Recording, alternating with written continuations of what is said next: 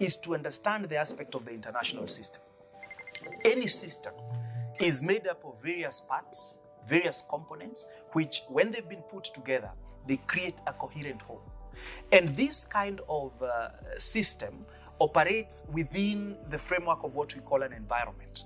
So you would have what we would term as an external environment, and you would have an internal environment. Everything that happens within this environment then would actually shape what goes on in terms of how that system works. So there is an old computer age or computer world kind of a saying that garbage in, garbage out. So the garbage that you put into the system, the garbage that you put into that environment, then would also come out in terms of the various manifestations that you would actually see in that particular context. So this becomes very, very important to understand that you have to view the world as a system. And in this system, you have units or parts or components that we are calling states spread out throughout the world in various regions, each with their own national interests, each with their own regional interests, and some driven by some global interests.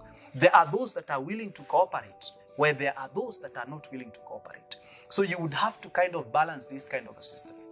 The international system, we normally say that it becomes a very anarchical system. It is a system that manifests what we call anarchy, because you have sovereign states that are at the center of this whole system. And each sovereign state has its own national interests. And in those national interests, the state is driven by the need to actualize them and to maximize them. So that creates a problem. That is why you actually may find that we actually have various states within the system itself who may be willing not to comply with some of the provisions, some of the rules, some of the laws that have been put in place. And therefore, we tend to have a scenario that we call the scenario of rogue states. Rogue means that these are states that are not playing by the rules. Every system must have something that unifies it, that gives it order, that gives it stability. So in the international system, that becomes a very huge problem. You do not have a centralized mechanism that would be used to ensure that we're having this kind of compliance with these kind of issues.